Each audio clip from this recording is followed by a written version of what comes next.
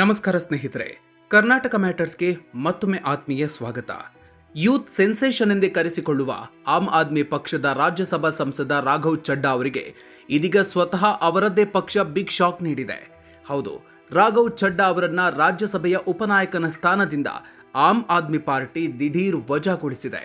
ಅಷ್ಟೇ ಅಲ್ಲದೆ ರಾಜ್ಯಸಭೆಯಲ್ಲಿ ಮಾತನಾಡುವ ಎಎಪಿ ಪಕ್ಷದ ಸಮಯವನ್ನ ಇನ್ಮುಂದೆ ರಾಘವ್ ಚಡ್ಡಾಗೆ ನೀಡಬಾರದು ಅಂತ ಪಕ್ಷದ ವರಿಷ್ಠರೇ ಖುದ್ದಾಗಿ ರಾಜ್ಯಸಭಾ ಸಚಿವಾಲಯಕ್ಕೆ ಪತ್ರ ಬರೆದಿದ್ದಾರೆ.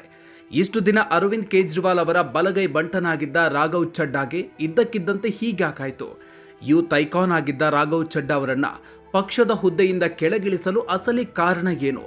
ಅವರ ಜಾಗಕ್ಕೆ ಬಂದಿರೋ ಹೊಸ ನಾಯಕ ಯಾರು? ಇಂದಿನ ವಿಡಿಯೋದಲ್ಲಿ ಎಎಪಿ ಪಕ್ಷದಲ್ಲಿ ನಡೆದಿರುವ ಈ ಬಂಡಾಯದ ಕಂಪ್ಲೀಟ್ ಡೀಟೇಲ್ಸ್ ನೋಡೋಣ. ವಿಡಿಯೋ ಶುರು ಮಾಡೋದಕ್ಕೂ ಮೊದಲು ನೀವಿನ್ನೂ ನಮ್ಮ ಚಾನಲ್ಗೆ ಸಬ್ಸ್ಕ್ರೈಬ್ ಆಗಿಲ್ಲ ಅಂದರೆ ಈಗಲೇ ಸಬ್ಸ್ಕ್ರೈಬ್ ಆಗಿ, ಹಾಗೆ ಬೆಲ್ ಐಕಾನ್ ಪ್ರೆಸ್ ಮಾಡಿ. ರಾಘವ್ ಚಡ್ಡಾಗೆ ಎಎಪಿ ಗೇಟ್ ಪಾಸ್, ಹೊಸ ಉಪನಾಯಕನ ನೇಮಕ. ಸ್ನೇಹಿತರೆ, 2023ರಿಂದ ರಾಜ್ಯಸಭೆಯಲ್ಲಿ ಆಮ್ ಆದ್ಮಿ ಪಾರ್ಟಿಯ ಉಪನಾಯಕನಾಗಿ ಕಾರ್ಯನಿರ್ವಹಿಸ್ತಾ ಇದ್ದ ರಾಘವ್ ಚಡ್ಡಾ ಅವರನ್ನ ಇದೀಗ ಆ ಹುದ್ದೆಯಿಂದ ವಜಾಗೊಳಿಸಲಾಗಿದೆ. ಅವರ ಬದಲಿಗೆ ಪಂಜಾಬ್ನಿಂದ ಆಯ್ಕೆಯಾಗಿರುವ ಮತ್ತೊಬ್ಬ ರಾಜ್ಯಸಭಾ ಸಂಸದ, ಲವ್ಲಿ ಪ್ರೊಫೆಷನಲ್ ಯೂನಿವರ್ಸಿಟಿ ಸಂಸ್ಥಾಪಕ ಅಶೋಕ್ ಮಿತ್ತಲ್ ಅವರನ್ನ ನೂತನ ಉಪನಾಯಕನನ್ನಾಗಿ ನೇಮಕ ಮಾಡಲಾಗಿದೆ.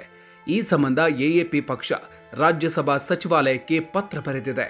ಈ ಪತ್ರದಲ್ಲಿ ಮತ್ತೊಂದು ಶಾಕಿಂಗ್ ವಿಚಾರವನ್ನು ಉಲ್ಲೇಖಿಸಲಾಗಿದ್ದು, ಸಂಸತ್ತಿನಲ್ಲಿ ಎಎಪಿ ಪಕ್ಷದ ಕೋಟಾದಡಿ ಮಾತನಾಡುವ ಸಮಯವನ್ನ ಇನ್ಮುಂದೆ ರಾಘವ್ ಚಡ್ಡಾಗೆ ನೀಡಬಾರದು ಅಂತ ಕೋರಲಾಗಿದೆ. ಅಂದ್ರೆ ಪರೋಕ್ಷವಾಗಿ ರಾಘವ್ ಚಡ್ಡಾ ಅವರ ಧ್ವನಿಯನ್ನ ಅಡಗಿಸುವ ಪ್ರಯತ್ನ ನಡೆದಿದೆ. ಅರವಿಂದ್ ಕೇಜ್ರಿವಾಲ್ ಕೋಪಕ್ಕೆ ಕಾರಣವಾದ ರಾಘವ್ ಚಡ್ಡಾ ಮೌನ. ಚಡ್ಡಾಗೆ ಈ ಮಟ್ಟದ ಶಿಕ್ಷೆ ನೀಡಲು ಕಾರಣ ಪಕ್ಷದ ಸಂಕಷ್ಟದ ಸಮಯದಲ್ಲಿ ಅವರು ತೋರಿದ ಅಂತರ ಎನ್ನಲಾಗ್ತಿದೆ.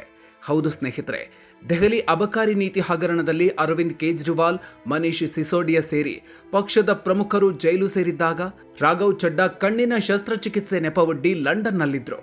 ನಂತರ ಫೆಬ್ರವರಿಯಲ್ಲಿ ಕೋರ್ಟ್ನಿಂದ ಕೇಜ್ರಿವಾಲ್ ಮತ್ತು ಸಿಸೋಡಿಯಾ ಅವರಿಗೆ ಕ್ಲೀನ್ ಚಿಟ್ ಸಿಕ್ಕಾಗ್ಲೂ ರಾಘವ್ ಚಡ್ಡಾ ಯಾವುದೇ ಪೋಸ್ಟ್ ಹಾಕಿರಲಿಲ್ಲ.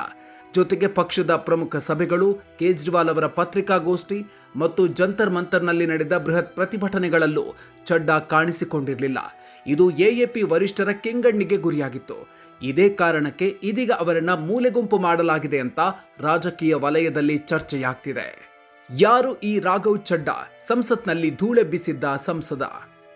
ಕೇವಲ 33ನೇ ವಯಸ್ಸಿಗೆ ರಾಜ್ಯಸಭೆ ಪ್ರವೇಶಿಸಿದ್ದ ರಾಘವ್ ಚಡ್ಡಾ 2012ರ ಅಣ್ಣಾ ಹಜಾರೆ ಹೋರಾಟದ ದಿನಗಳಿಂದಲೂ ಕೇಜ್ರಿವಾಲ್ ಜೊತೆಗಿದ್ದವರು.